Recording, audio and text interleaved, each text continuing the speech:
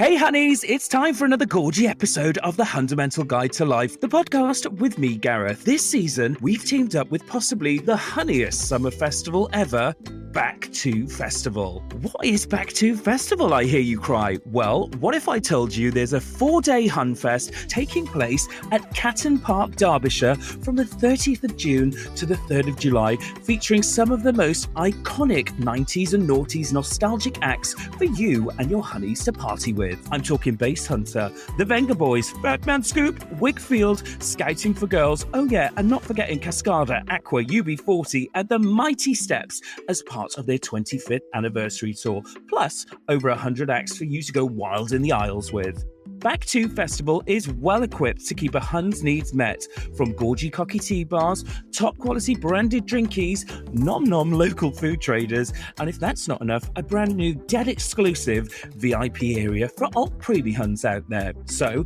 get on the pink Motorola Razor, set up a WhatsApp group, invite your best Huns, get planning those outfits, and get ready to hit Back to Festival, all Huns blazing. Want to know more? No props, babes. Check out Back to Festival on the old Facebook, or get on the gram and follow at Back to Festivals to get involved. Tickets are on sale now, starting at just 30 quid. So what are you waiting for? Head over to www.backtofestivals.co.uk for all the deets, the full lineup, and ticket purchasing. Get ready for the most outrageous trip down memory lane. See you there, Gorge. Mwah. Hi Huns, welcome back to another episode of the Hundamental Guide to Life. Hopefully you're enjoying the season so far. We are peak Hun this week because this week I'm welcoming the gorgeous South Shield Angle with the voice of an angle. Yes, it's our Angle, our angel, X Factor star, pop star to op star winner. He's a West End darling. It's the one and only Joe McElderry. Hello. Hi Hun, how are you? I'm very well. How are you doing? Just getting on with life, Hun, just keeping young, recording podcasts. Are you in South Shields at the moment, Joe? I've literally just got home. I've been away for the last couple of weeks working, doing shows, had a little sneaky holiday as well. And I've just returned home and I've got a couple of days off now. And when you just need to not do anything, that's where I'm at right now. Home is at the Hun, is where the Hun is, right? And all those sort of inspirational quotes. And the Hun is home. The Hun is home, nesting, Yes. getting ready for one's next trip out of the Hun home. Joe, so welcome to the Hundamental Guide to Life. We've met before, and I know that I already know that you're a Hun. I know it. I am. I know your Instagram. I've watched. We all know you, Joe. We know you're a Hun. But we're going to do this anyway for the purpose of, this is what we do with all of our guests. We ask our guests how Hun are they, and sort of where they fit on the Hun scale. Yeah. Okay, so we want to know would you consider yourself a little bit of a Hun or a total Hun? I think I'm a little bit of a Hun if I haven't had a drink. Okay, and if I've had a drink, I'm a total Hun. What are the two personalities? Give me some examples. I mean, I love, I obviously follow your account. I see all of their stuff, and it is so my sense of humor, which in my book means you're a Hun. If you get the jokes, if you get the pop culture references, then you're a Hun. Yeah. But when I've had a drink, I am kind of, I'll get up on the karaoke, I'll whack out a bit of Shania Twain, I'm all about the girl bands. Yeah. I'm all about a bit of Jane McDonald. My drunken song. There's a bar in Newcastle, and every time I've gone in recently, since we've been allowed to be back out the houses, I've always asked for Jane McDonald's version of "Dance Yourself Dizzy." So now, so now, when I walk in the bar, they play it without me even having to ask. Now, tell me that is not Hun behaviour. That is peak Hun. Let's talk about you at a karaoke, because I was thinking about this just before we came on. Now, because I see you love a good sing. Obviously, you're a phenomenal singer. What's it like in your peripheral vision when you walk in a place and you think, I'm in a karaoke bar? Is there a pressure? Do you feel it, or you just want to get up there? Well, the thing is if you go in there. And there's nothing worse than everybody else is having a good time on karaoke, and then a real singer gets up and kind of ruins the moment for everybody else. Yeah. So for me, I try and only do like stupid, silly camp songs. Yeah. rather than get up and whack out a bit of like Nessun Dorma or something, because otherwise it's awkward. So my friend, it was our 30th birthday a few months back, and she was like, please, will you sing a song at my birthday? And I was like, I will. I was like, but she was like, sing Nessun Dorma for me 30th. And I was like, Ashley, it's your 30th birthday. We're all drunk. And I'm going to look like a right egotistical maniac getting up singing Nessun Dorma. So I did a fabulous dance version of Sweet Caroline instead. Joe's back catalogue of camp hits that are ready to get out in all those awkward karaoke moments. Yeah, it must be weird. Like, oh my God, is he going to do This Is the Moment? Is he going to do Nessun Dorma? Can you imagine that? Like, why do people expect that? I want to be in a bar. I want to see Joe McElderry doing at Christmas the Jane McDonald Christmas mega mix. That's my Christmas wish this year. All right. Well, do you know what? I'm sure we could probably make that happen. Brilliant. I think we could make that happen. So we're going to throw you some Hun scenarios. Now, there's no right or wrong answer. It's just to kind of just see where you are on the scale. And with this Hun scale, you can be sliding anywhere from the bottom to the top anytime you like. So we call it our Curricula Hun Vitae. Okay. Because it's just another Hun fun. It's another Hun fun. Now, you've recently been to Coachella, which I'm now calling Joechella because you went to Coachella. Thank you. Did you call it Joechella whilst you were there? Beachella. Remember when they changed it to Beyonce? And I was like, listen, her performance was that good. Yeah. We're still calling it Beachella. Do you know what I mean? Yeah. I enjoyed Coachella. I'm not really a festival goer, I have to be honest. And one of my friends was like, let's go. I think you'll really enjoy it. And I did enjoy it, but it's a very different vibe to the festivals in England, shall we say? Yeah. So it's no party in the park. No, it's not. It's no V Festival. Not V Fest, but Girls Aloud in Chelmsford back in the day. Exactly. Which was an iconic performance. Yeah. Well, so what was it like? Is it full of posers there? Because that's all I see. You know, not calling you a poser, Joe, because I'm sure that you were posing up a storm over there, but full of like ASOS models, pretty little things, all like that. Is that what it's like? It was very much the kind of the festival for influencers, you know, which is not, you know, it like I go to a festival to have a great time. Yeah. For me, it was like I was watching a lot of people taking photos, pretending they were having a really good time, and then standing there as if they weren't. So it was a different kind of festival for me. I have to be honest. Did Dance Yourself Dizzy Jane McDonald make an escape anywhere? Are the Americans now big Jane fans? By Joe, I did have a word with the organizer and say, if you want us to go on before the weekend and do a bit of Dance Yourself Dizzy, I can, but they didn't get back. Backing tracks are in the car, mini disc, a sequin dress and a boa is in the car. I am ready to go whenever. And a fabulous big bouncy blow dry wig. Big bouncy blow that gets bigger and bigger and bigger and bigger and bigger throughout the day. Because can you imagine a big bouncy blow in that heat, in that Nevada heat? God, yeah, God. Trevor Sorby'd have a field day. It would be covered in dust. That was the other thing. It's very dusty in Coachella. There's a lot of dust. And the second day, there was like this big dust storm that came in. And I was like, do you know what?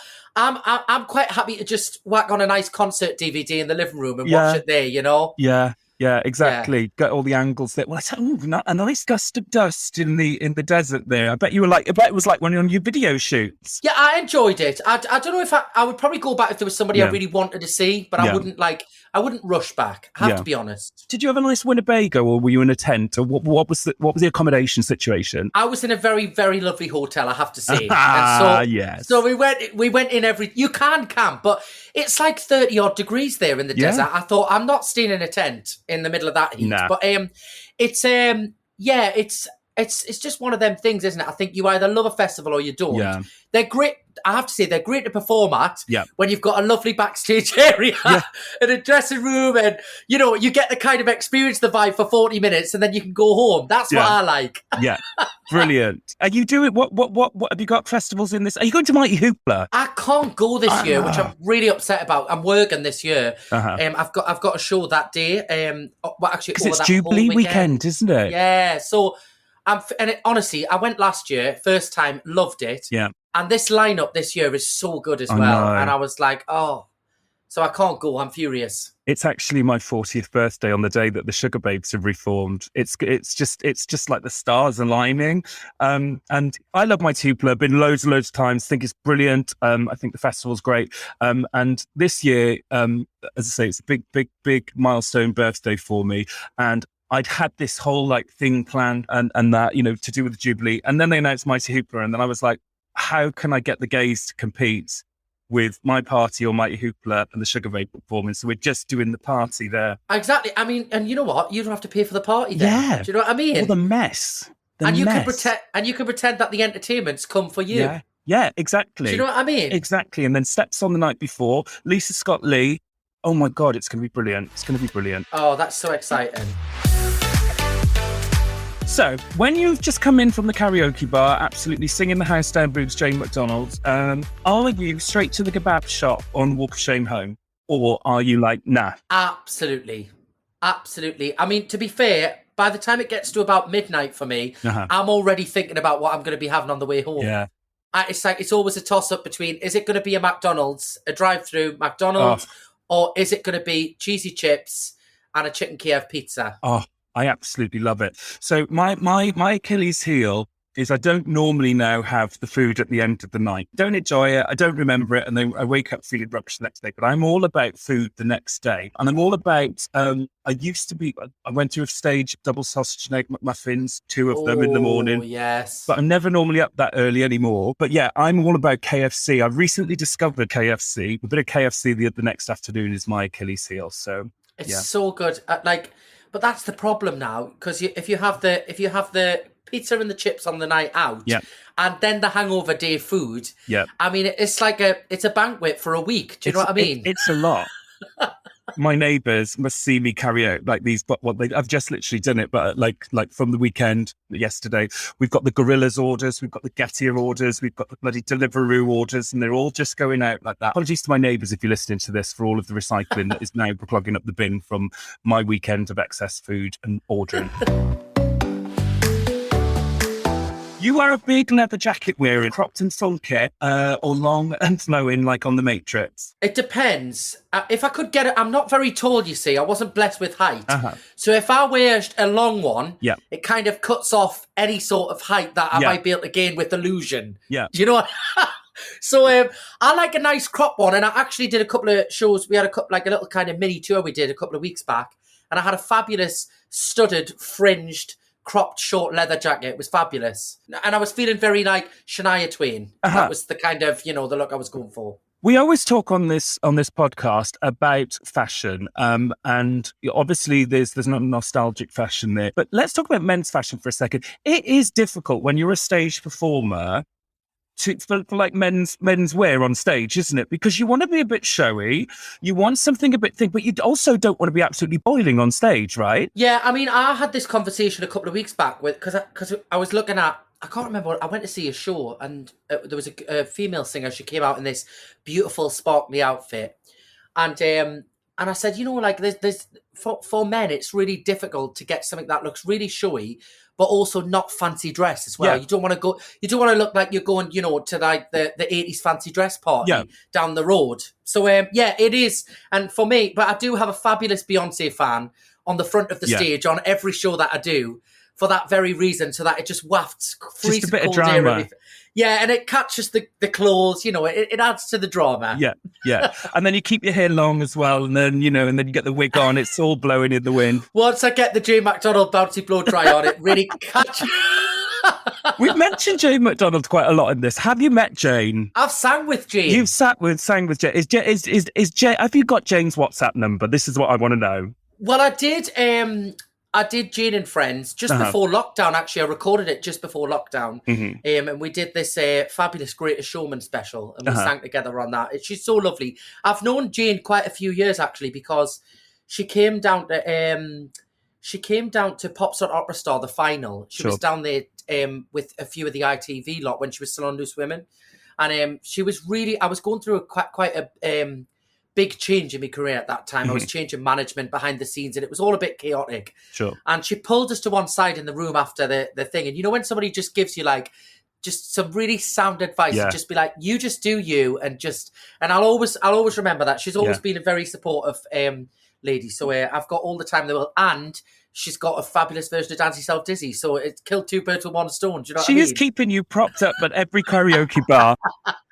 you've got the same initials. Exactly. So you are channeling each other. I love it. I'm going to see we could do like the GM MC squared thing, like what Mariah did. Mariah did. There could be a dual tour there, just saying. It could be you and Jane doing Mariah songs. Can I just tell you, I am literally obsessed with the fact that Jane McDonald has just had a holiday to Faliraki and took a load of people there, like a week in Rhodes with Jane McDonald. That must be like mind-blowing. And also the episode of her recently that I just caught on television in Barbados on holiday with Jay McDonald is pure iconic Hun behaviour. Oh. There's so many moments in that, and I'm like, this is perfect television. This is perfect television. Now, what I will say about Jane McDonald is that she's got like loyal fans. If you're a Jane McDonald fan, you're not just like tiny Jane McDonald. You are literally like balls deep Jane McDonald fan, and no one else is coming in.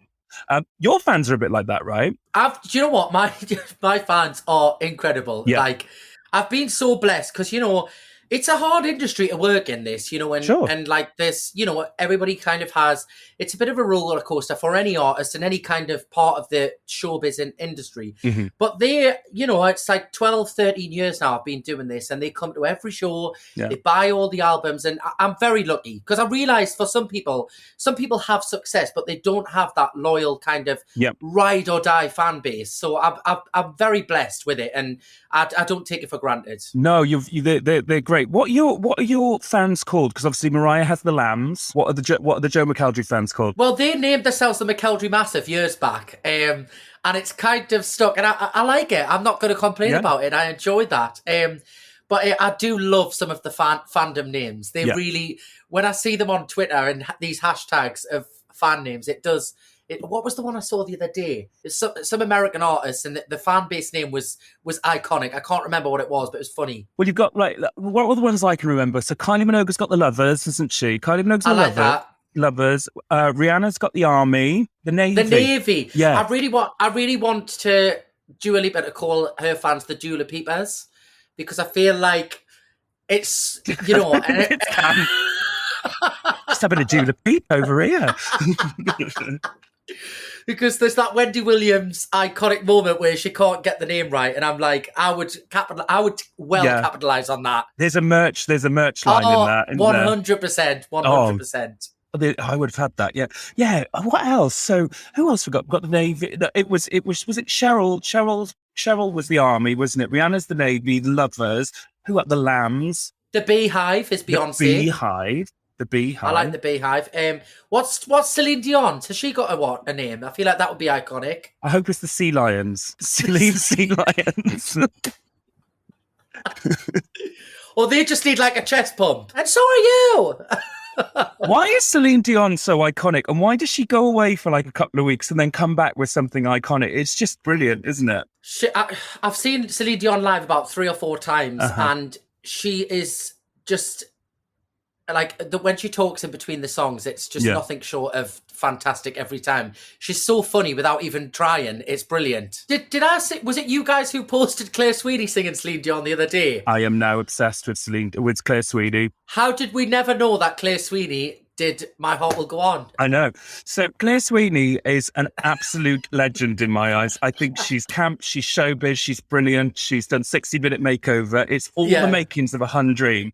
And I posted them doing Circle of Life at the or Can You Feel the Love Tonight, or one of the Royal Variety shows where Claire Sweeney, Hearsay, J-Lo, Cher, and Cilla Black are singing that at the end. And Claire got in touch with me, and we've been messaging ever since. And I went to see her down at Proud Cabaret on Saturday, and I'm literally obsessed with Claire Sweeney. This is a Claire Sweeney stan podcast she's now. Fab. She's great fun as well. Yeah. She's a lot of fun. She'd be good on the night out. Oh, yes. Yeah. I've been on a night out with Claire, actually. Last time I was on a night out with Claire Sweeney, she was in Freedom in London, and she'd forgotten to pay her bar bill from the previous time. So she told them.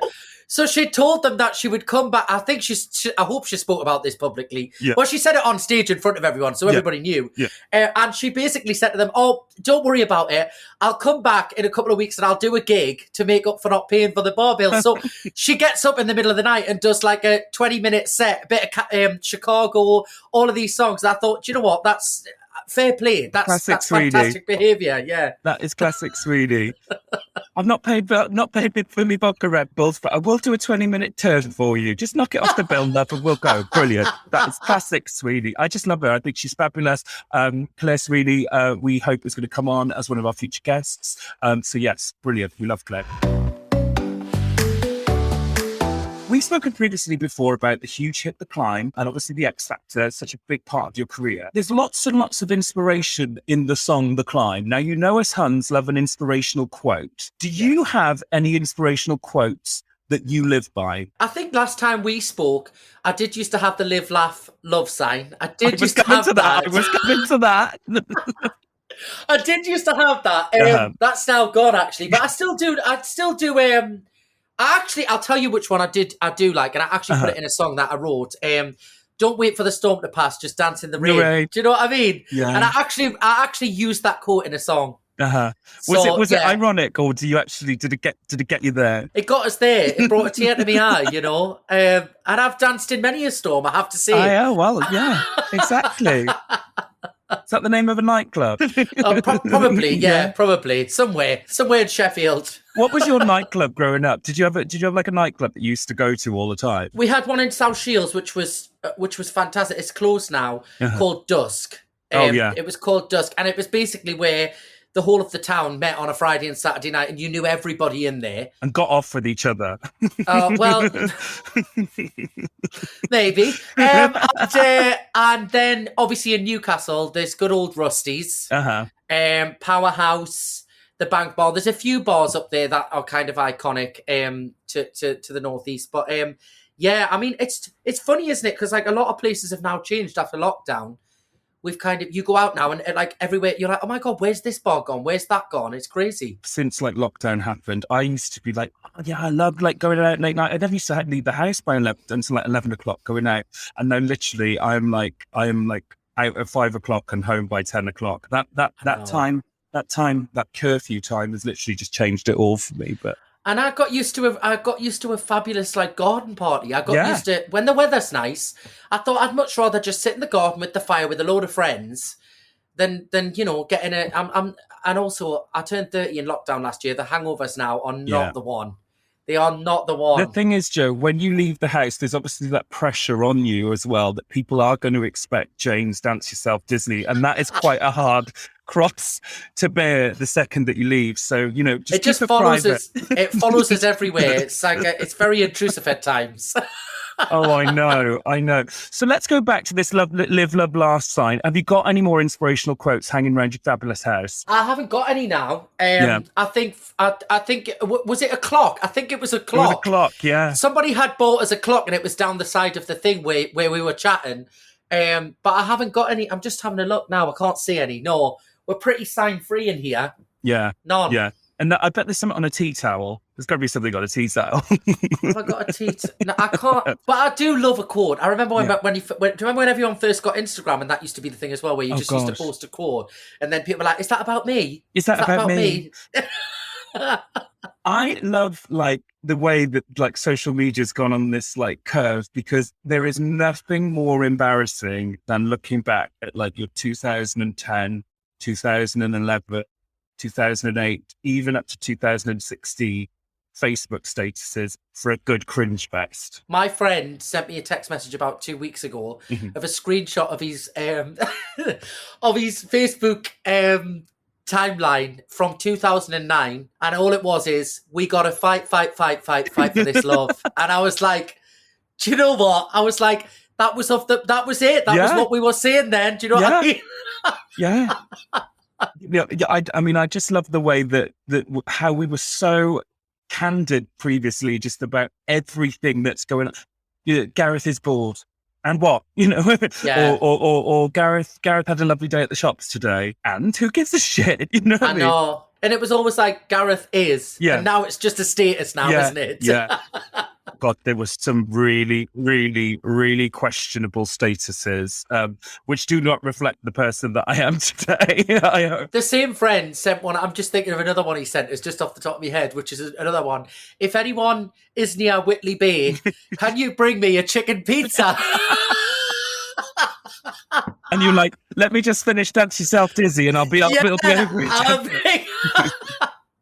But I was like, wow, okay, times have changed. Times have changed. Hold up, we'll be back with our Gucci guest right after this. Thank you for supporting Hunsnet on Instagram and loyally listening to this podcast, The Hundamental Guide to Life. Now, the Instagram and the podcast will always be totally free to you, babes, and you will never have to dip into that prosexy pot to carry on consuming the Hunsnet content that you enjoy. But we know that some of you would love more content, and to facilitate this, you can now go behind the curtain and support Hunsnet on Patreon. For as little as the cost of your morning cup of coffee, you can get exclusive access to so much more Hunsnet content, exclusive discounts, offers, and even get the podcast in video form and ad-free. Get involved now, babes. www.patreon.com/Hunsnet. Hun supporting Huns, honey.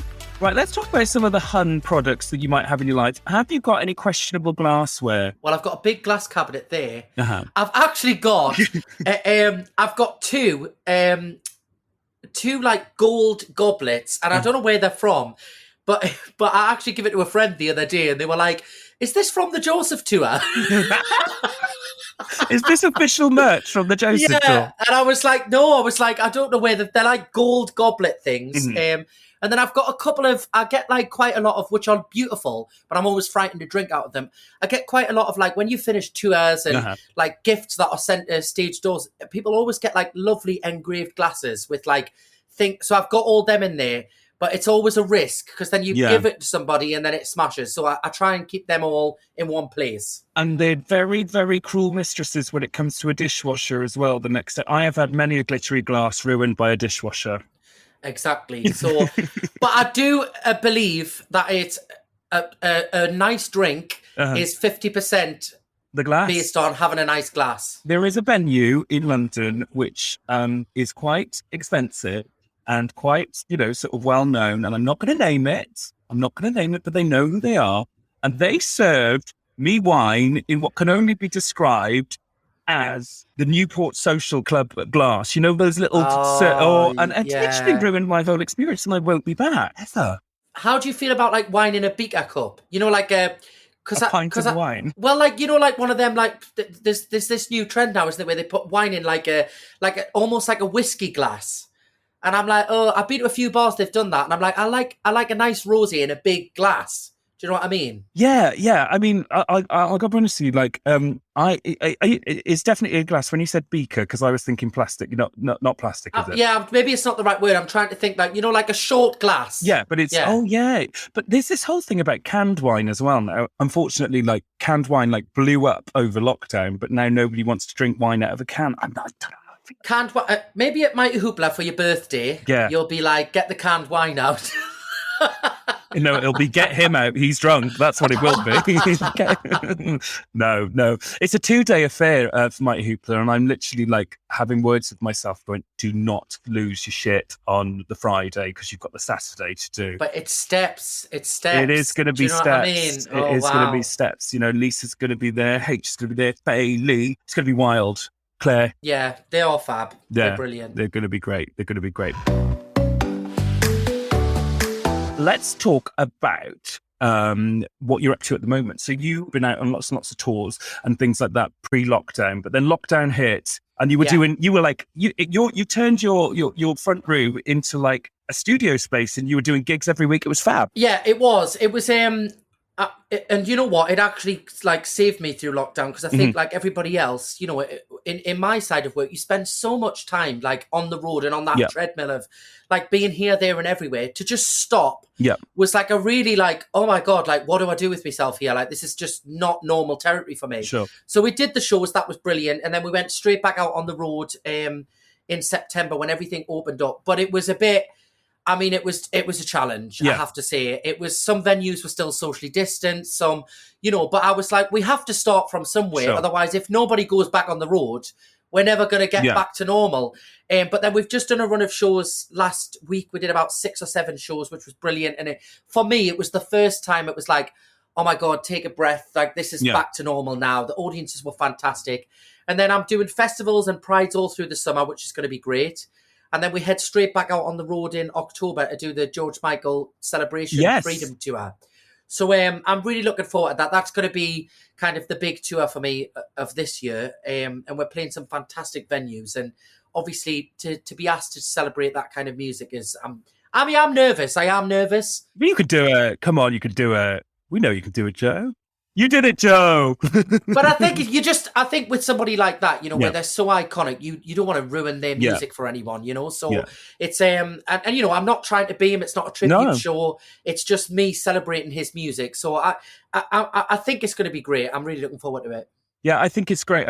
Obviously, to sort of draw a comparison, the whole Adam Lambert doing Queen, it's brilliant, and it allows the fans once again to experience the music with somebody who can deliver it, not as an impersonation, but can deliver the songs as they're meant to be. I think it's great, and I hope that all of the fans, your fans and George fans, that I'm sure they're going to enjoy it. Yeah, I mean, the response has been great and everybody seems really excited about it. And, we put the set list together about a month ago and, you're just spoilt for choice. There's so many brilliant songs, like where you're like, oh my God, we have to add that in. And they're like, all right, come on, the show can't, we've only got 2 hours.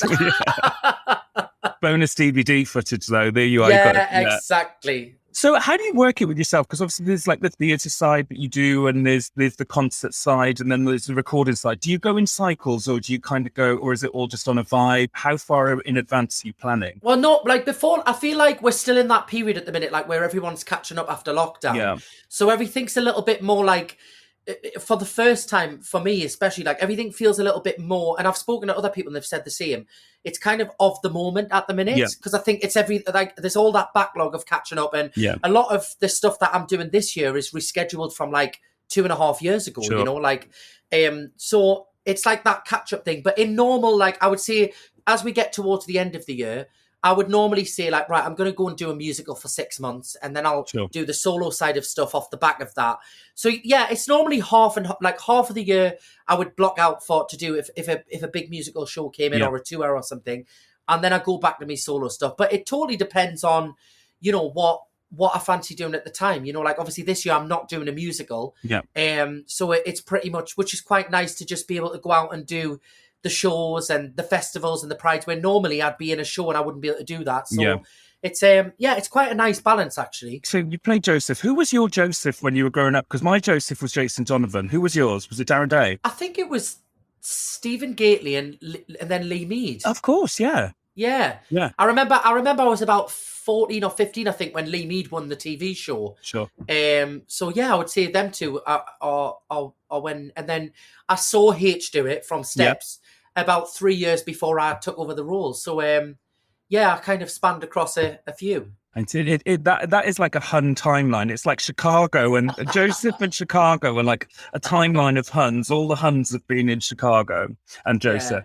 Yeah. Is there a theatre role that you were like, I really, really need to do that, or that's something that it's never kind of come along at the right time, but you'd really love to do? There's probably not really anything in Wicked that would be kind of the right role for me, but I do love the music. You would be a good Elphaba. I can imagine with that big fancy blow. Yeah, she takes the hat off. But just I do just love the music. I love Phantom of the Opera. I think that would be cool. There's a couple of roles in there that would be cool to play. But you know what? I always say I never in a million years thought I would play Joseph, to be honest. Sure. And then when I got offered to do Club Tropicana, and that came out of nowhere. It came in and said, "Oh, we're doing this new 80s musical. We'd love to see you and chat to you about being a part of it." And honestly, like, I never imagined I would have played a role like that because the musical didn't exist. Yeah. And then we had the best 7 months doing that show. Honestly, if I could do that again, because it was just such a feel-good show and it was funny, and the role I was playing was a comedy role, which I'd never done before.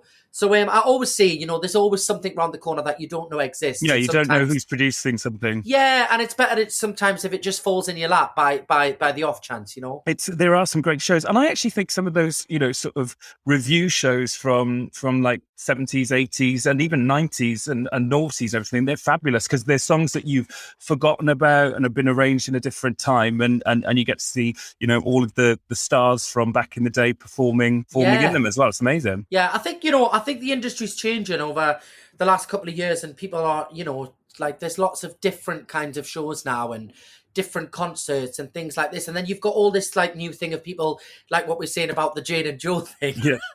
But you've got loads of people teaming up for double duet things, and that's really different. People never used to do that. It's cool. If the Jane and Joe thing happens, I am going to want a slice of the ticket sales here, Joe and Jane. I mean, I've not spoken to Jane, but you need to pass on to Jane that if this thing happens, this was born on this podcast. It's written, recorded.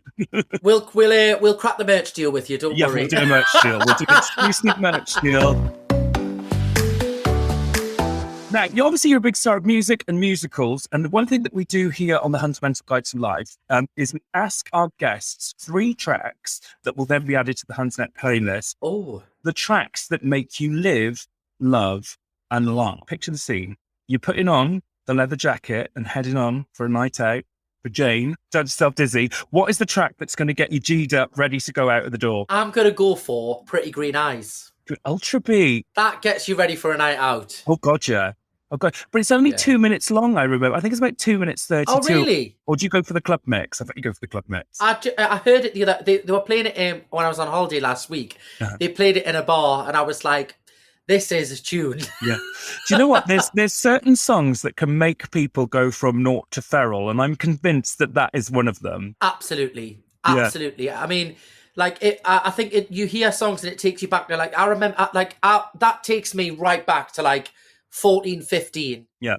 When you were like, oh, I wonder if we can see if anyone can get a bottle of vodka from the shop. What was your alco pop when you were hanging around outside the shops? So was it an alco pop? Was it a bottle of vodka? What was it? I always went for a bottle of Lambrini. Not that I condone underage drinking, but it was always a Lambrini or a Bella Brusco. So when I worked at Pontins, there used to be like, I used to work at Pontins in Southport in like 1999 or 2000 it was. And there used to be a bargain booth up the road. And there was even a tribute, like Aldi does like the tributes to the drinks now.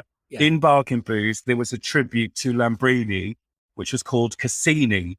And yeah, that was my drink of choice. And yeah, I mean, I've got to be honest with you, I will need to give Lambrini a thing. I've not drunk the proper, the core brand Lambrini for a while, but I did have a cherry Lambrini recently and I actually enjoyed it. Was it nice? I loved it. I actually can't remember what it tastes like. It tastes like regret. It does. But you know what, though? I think the difference is that these days, like 20 years down the line, you're not slinging it down your bloody gob. You're like sipping it, enjoying the note. Yeah, like, because you had like a 2-hour window before you had to go home. 2-hour window before you go home. And half an hour of that you needed to sober up before you went. Yeah. It's crazy. But it's so funny. It's like I remember like back in the day, like binge drinking. Obviously, I'm not condoning it and everything. But what is it? I do teenagers of today, I don't think they drink like we used to drink back in the day. I don't think they do. Yeah. I think they're into their fitness and this, that, and the other. You don't see people hanging around. I've never been asked to get a bottle of Frosty Jack for anybody. Me neither. Frosty Jack as well. Gotta remember that as well. Oh, what was the other one? White Lightning, Mad Dog 2020. But did you know, not many people know this either, going back to Lambrini, but Lambrini is actually not a wine. Oh, what is it? It's a sparkling perry. It's basically a cider. Wow. Yeah. I never knew that. Well, there you are. I like that. That sounds nicer. I'm saying a sparkling perry. Right. Okay. Lovely. So we got your live track there. Pretty Green Eyes. Love it. Next one is your love track. Now, this doesn't necessarily mean you're like putting it on to get jiggy or anything like that, but it can get you in the mood for love. You might have the Yankee candles on. You might have a nice bottle of wine, chilled. Real wine, not a sparkling perry, for somebody special coming over. Something that gets you dead smoochy. I'll tell you who I do love, and they've got a lot of really smoochy love songs, is Lady A. the country band. They did like Need You Now. Yeah. Oh, yes. That's a God would love to do. Yes. I need you. Yes. So I might go. Well, actually, we could do that one actually, but that's quite sad actually, isn't it? It's like a bit of a breakup song. Yeah. So let's maybe say they have a song called Ocean. That's quite romantic and quite dramatic and love songy. So Lady A Ocean, I'll go with. Lady A Ocean, we'll sling that on as well.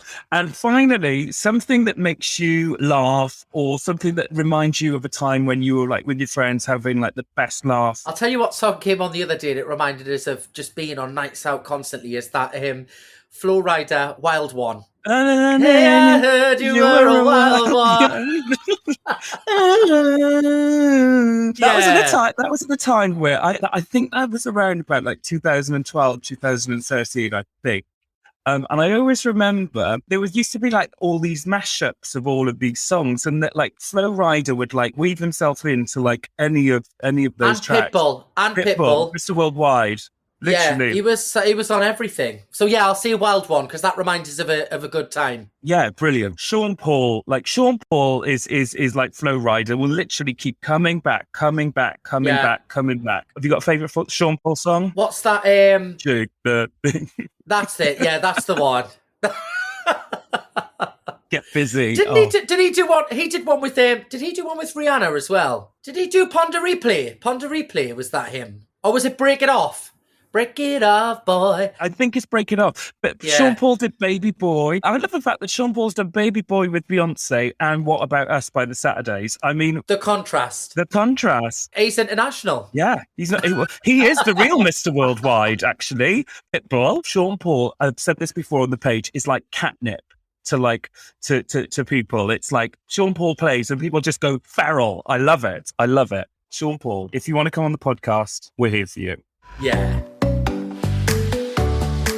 The final thing that we do with all of our guests, Joe, is that we ask all of our guests to conduct their ultimate Hun into the Hundamental Guide to Life Royal Hun Fame. Could be for any reason whatsoever. Right. But they will be crowned this week's Royal Hunness as crowned by you, Joe McElderry. Do you know what? Because of the conversation that we've just had, yeah, and I think I'm going to give it to Claire Sweeney. Claire Sweeney is this week's Royal Hunness. I think she deserves it because she camps it up, she gives it, and she's a true Hun. I love it. She's a true Hun. She camps it up. She doesn't pay a bill in freedom, but she will pay. She will sing for a vodka Red Bull. No, this is. I need to like cross-reference this story with Claire before we actually. This is not an official accusation of Claire not paying for a drink. I do like a bit of freedom though as well. I do like a bit of freedom on a Wednesday night. It's so good. So good. Love it. So Claire Sweeney, congratulations. You have been inducted into the Royal Hun Hall of Fame by Joe McElderry. All hail. Round of applause. Claire Sweeney. So Joe, it's the start of summer. What is on the agenda now? I know you've got all these things, but what's in the immediate thing? What are you up to next? I have some concerts and gigs coming up in the next couple of weeks. Mm-hmm. I am going to try and get on another summer holiday. How many holidays have you been on this year, Joe? So I've just had the third holiday. What? I love it. The back end of the year gets really busy for me, and then I'll have absolutely no time. Yeah. So I've kind of had to pre-plan having a life now, and then knowing that come the middle of summer, that's like I've got no time off. So I thought I may as well get the holidays in now.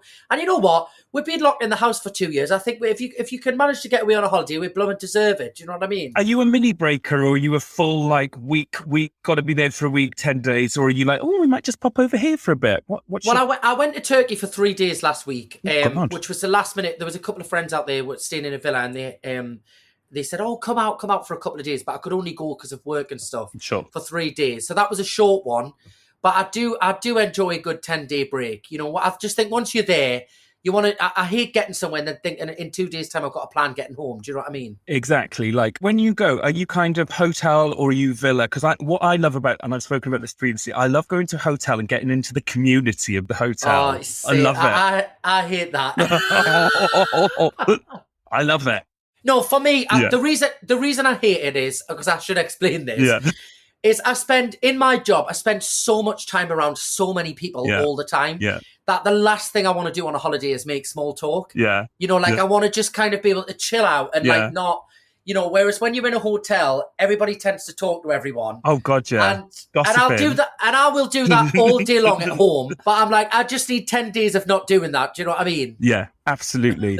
No, I love it. I don't like contribute that much. Well, maybe, but I do like looking who's going. Oh, she's late down to the pool today. Oh, I do love people watching though. That is the one good thing about it. And like, what I love as well is getting up early. If I ever am in a hotel like that, is I love getting up and watching people fight for the sunbeds. It's my favorite thing in the world. Like how stressed people get over a sunbed. It was really sunny on Saturday, and I said to my boyfriend, we're going to go to this pool.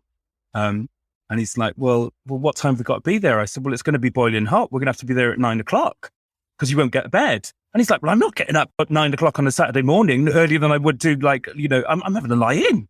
And I was like, but you won't get to bed. And he's like, well, we will get to bed. We turned up there at 10:15, no bed anywhere. So I am full German on an all-inclusive holiday. Be there at 8 o'clock, sit there and enjoy that bed. Oh, I know. It's intense though, isn't it? It's like you can see people standing with the queue with the towels. And it gives me anxiety. I'm like, oh, God. Get your own little villa and leave them to it. Leave them up the road. Fabulous. Well, Joe, I hope you're on a fabulous holiday. I'd like to thank you for joining us today on the Hundamental Guide to Life. Good luck with all of the shows and good luck with the George Michael shows over the autumn. Where can people get tickets for all of your fabulous shows? So if you go on joemcelderryofficial.com/tour, all the dates are there and all of the tour dates for the tour in October as well. So it's all there for the taken. Fabulous. Joe on the road this year. Make sure you check out that on Joe's website. And also follow Joe on Instagram if you're not already, which is is it at Joe McElderry? At Joe McElderry Official. Yeah. Official.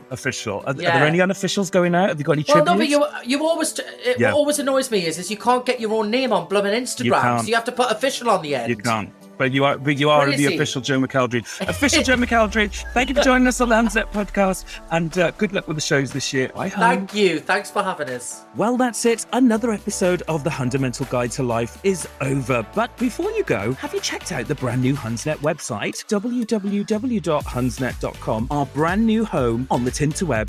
Need to get tickets to Hun Brunch? We got you, darling, as all the tickets can be found there. Not yet pre-ordered the brand new Hunsnet book? Hitting bookshelves this August, might I say. Don't worry, babes, all is forgiven because you can pre-order it on the site. And finally, if you want to treat yourself or one of your honeys to a dead gorgy present, you can browse our full range of merch too. Log on now for all things Hunsnet on the web, www.hunsnet.com. Insanity Group.